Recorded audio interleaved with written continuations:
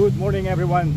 Late na naman kaming nagising ngayon dahil sa pagod namin ng 2 araw na travel. Mahigit 24 hours kami nag-travel para makarating dito sa lugar na ito. Nandito kami ngayon sa Meteora. Dito kami mag-spend ng ilang araw at ipapakita ko sa inyo itong lugar na ito. Ang Meteora ay dito yan sa Greece kung hindi nyo alam. At sa mga hindi nakakaalam lang ha, kasi alam ng iba to. Dahil ito ay isang famous sa mga social media. Alam kong nakikita na ito ng karamihan sa social media. Kaya ipapakita ko naman ngayon dun sa mga hindi pa nakakaalam at hindi pa ito nakikita. Itong Meteora ay yun nga dito yan sa Greece. At isa ito sa pinakamaganda at pinaka nakakamanghang destination dito sa Greece. Ang Meteora dito sa Greece ay isa sa pinakamaganda at pinaka nakakamanghang destination na dapat niyong puntahan. Lalo na kung mahilig ka sa kasaysayan at nakakamanghang kakaibang mundo. Dito ay kilala sa mga monasteries na literal na itinayo sa ibabaw ng mga nagtataasang stone pillars at mga monasteries na nakasabit sa mga napakatarik na banging bato. Kaya nga ang pangalan nito ay Meteora na ang ibig sabihin ay hanging in the air. At ito mismo ang eksaktong makikita mo dito. Mga monasteries na tila nasa ulap na nakatanaw sa malawak na landscape ng Greece. Sa vlog na ito, ibabahagi ko ang kwento ng bawat monastery na bumubuo ng Meteora. At para magawa namin yon, ang una namin gagawin ay magre-rent na kami ngayon ng scooter. Susubukan namin mag-rent kung makakayanin at para hindi na kami mahirapang mag-hike at para ma-enjoy din namin ng husto itong trip na ito. So inuulit ko, dito ito sa Meteora at kaya ito tinawag na Meteora ay dahil ang ibig sabihin ay hanging in the air. Yun ang ibig sabihin. At literally para silang nasa ibabaw ng ulap, lalo na kung may fog. Napakaganda nila yung may ibang monasteries na nakakapit nakabitin sa matataas na cliff sa bangin. Yung iba ay hindi na functioning, wala nang nakatirang monks, yung iba ay meron pa. So susubukan namin i-rent itong ATV para mas komportable.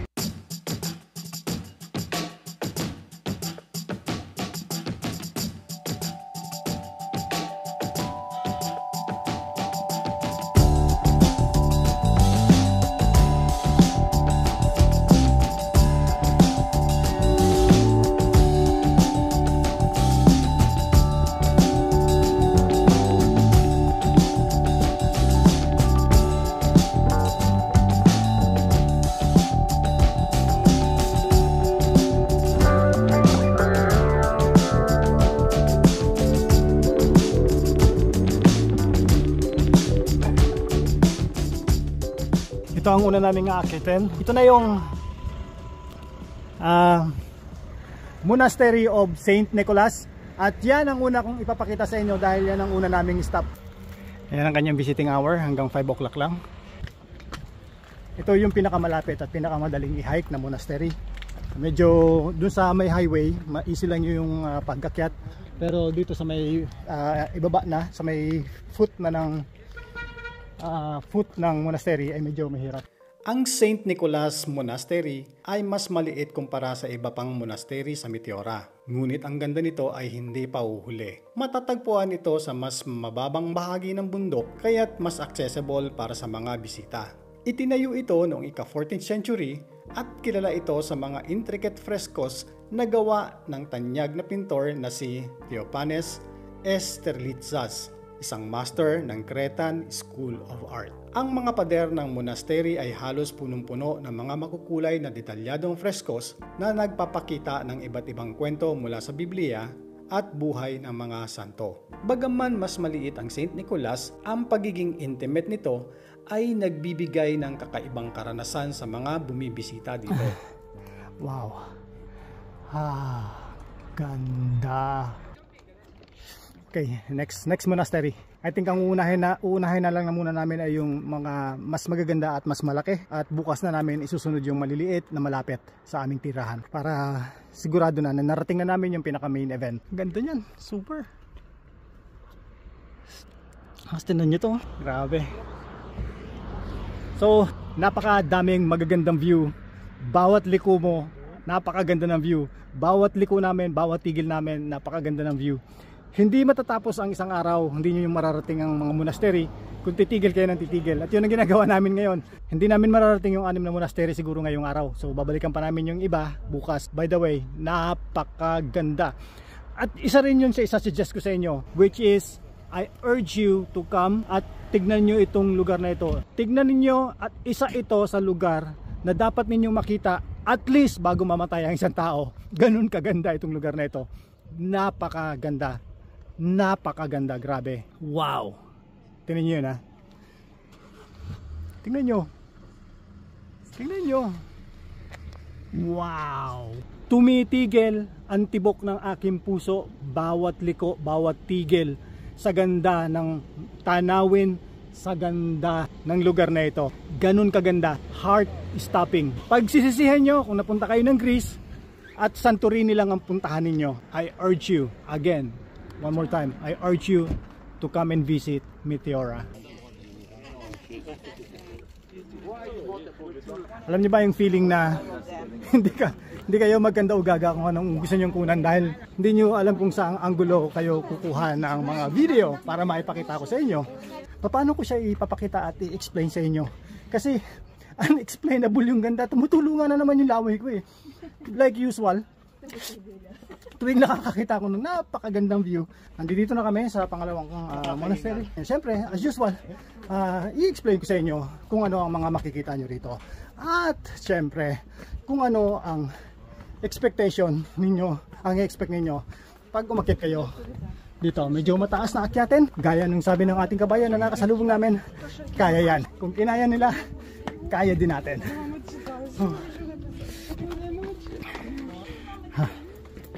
Nakakahingal, pero ayos naman. Worth na worth ang pag-akyat. Wow, sige naman yung bato. Hawakan natin yung bato. Mahawakan man lang. Okay, para makapasok. At ako ay nakapantalo naman, kaya allowed na akong pumasok. Okay.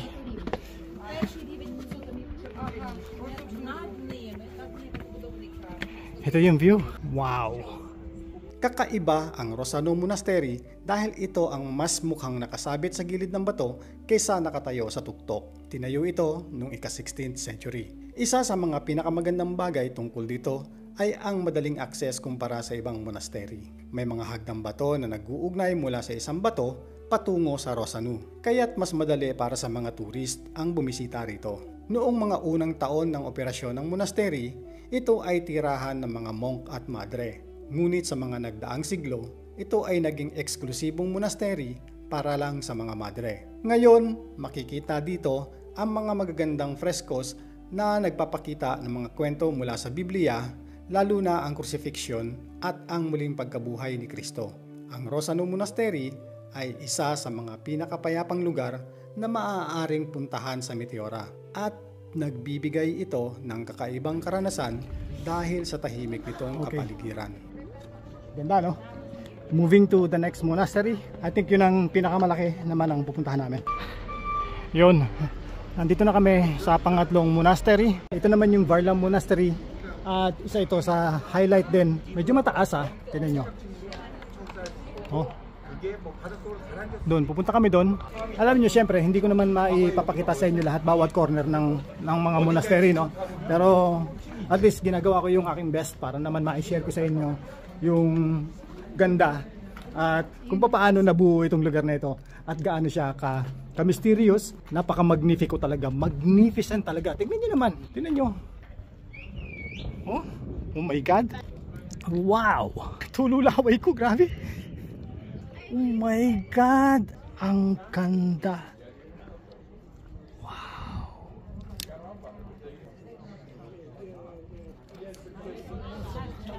Okay. Varlam Monastery. At ito yon.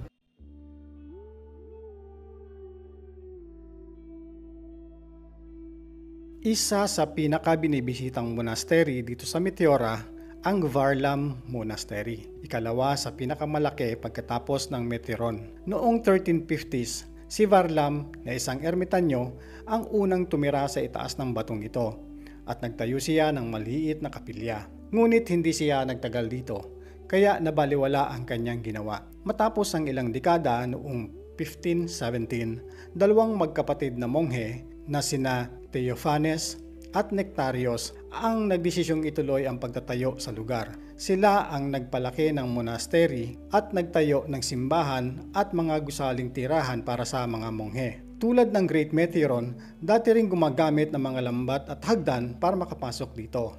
At naging natural itong proteksyon mula sa mga invaders at bandits. Hanggang ngayon, maayos pa rin ang maraming bahagi ng monastery at may mga frescoes na makikita sa simbahan na ipinapakita ang mga martyrdom ng mga Kristiyano noong Byzantine era.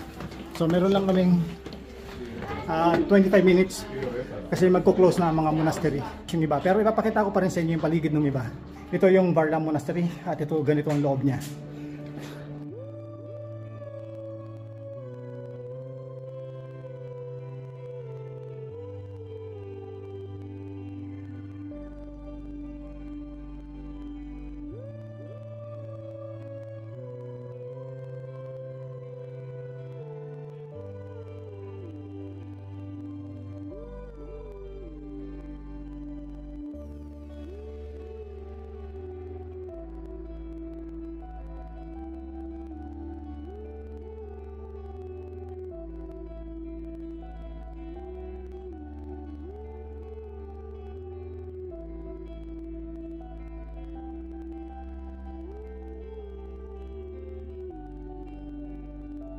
Ay, wala na naman akong battery. Ay nako, kailangan ko na talaga siguro talagang bumili ng proper na vlogging camera.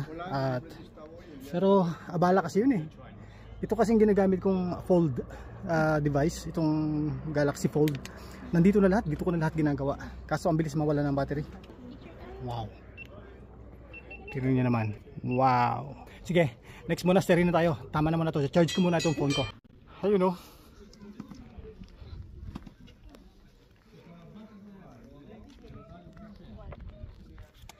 Nandito na kami sa pinakamalaki. Ito yung pinakamalaki at ito na yung pang-apat na monastery iikutan natin.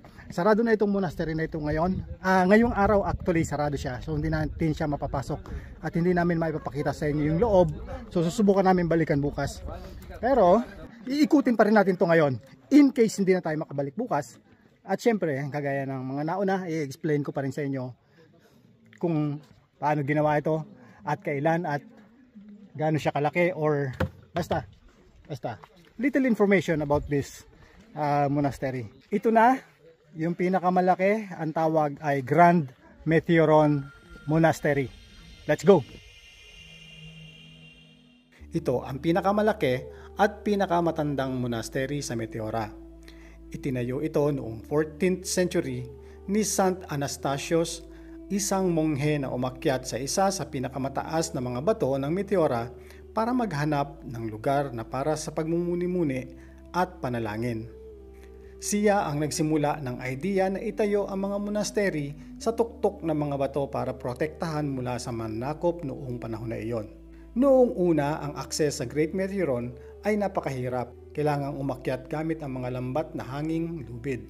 Ngayon, may mga hagdang inukit sa bato para mapadali ang pag-akyat. Ang mga gusali ng monastery ay gawa sa bato at kahoy. At may mga frescoes sa loob na nagpapakita ng mga eksena mula sa buhay ni Kristo at mga santo. Kahit sa modernong panahon, nananatili ang mystical na vibes ng lugar na ito. Kaya talagang mararamdaman mo ang presence ng spiritual. Kung napanood ninyo yung vlog ko about monastery sa Montserrat, dun sa Barcelona, kung doon na-amaze ako, talagang sobrang amaze ko dun sa monastery na yun.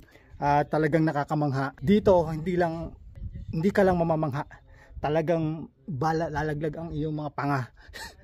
Titigil lang tibok ng iyong puso sa sobrang ganda nitong lugar na ito. Heart stopping at nakakatulo talaga, nakakalaglag talaga ng panga sa sobrang ganda. Ganyan o, ganyan o. Ha? Ganon. Baba mo pa. Ha? Yun. Ganon. Tingnan nyo naman. Grabe. Grabe. Moving na, sigurado sarado na rin yung dalawa pang natitira. Dalawa na lang ang hindi pa natin nakikita. Pero marami tayong time bukas siguro kasi meron ng motor. At baka bukas siguro puro susubukan ko puro aerial shot naman, tsaka aerial video. Moving to the next monastery, yung pang-5.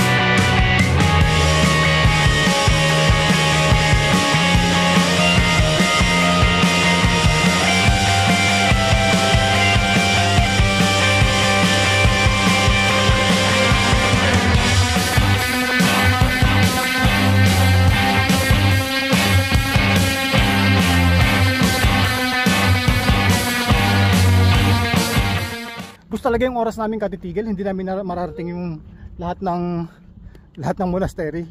Paano ba naman? Tingnan nyo naman to ha, tingnan nyo. Oh my god. Tingnan nyo. Grabe, ang ganda.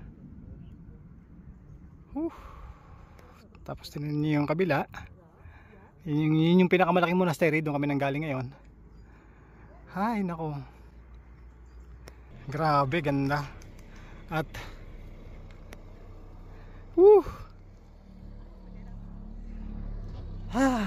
breathtaking. Lahat ay napapatigil. Lahat ng dumadaan kailangan nilang tumigil dahil sa napakagandang view. Pag nadaanan mo talagang hindi pwedeng hindi ka titigil no? Yun nga lang, yung araw medyo harsh na masyado. So yung nakakasilaw siya. Stay muna kami ng sandali rito. And then i-mesmerize lang muna namin tong view na to. And then punta na kami doon sa pang-5 monastery.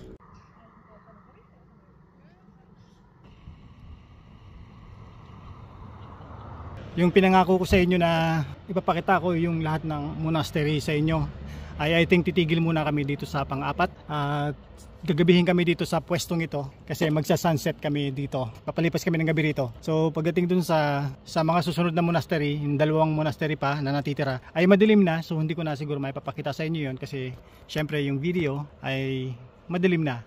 Susubukan namin syempre bukas kung babalikan pa namin yung 2. Kung sakali na makakuha pa ako ng magandang video at medyo maliwanag pa pag napuntahan namin yung 2, ay ipapakita ko sa inyo sa huli ng video na ito.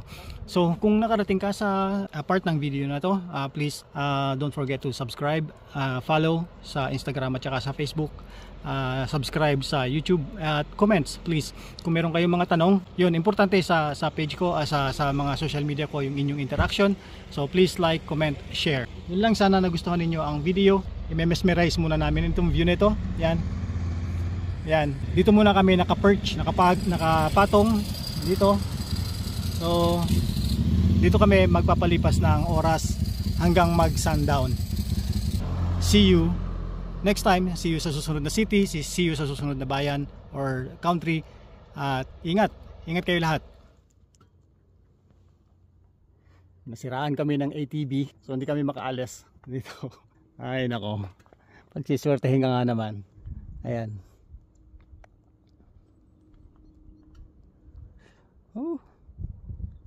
So andito kami sa middle of nowhere. Kung ano-ano na lang nangyayari sa amin, at least hindi masama. Experience lang ang nangyayari.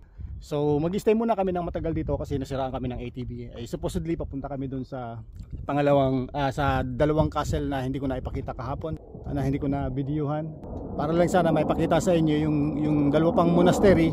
Kaso parang hindi na talaga mangyayari kasi eto, na-stuck kami dito sa middle ng somewhere, nowhere. So ang daming jet na lumilipad-lipad ngayon. Hindi ko alam kung bakit. Okay, may nangangailangan ng tulong.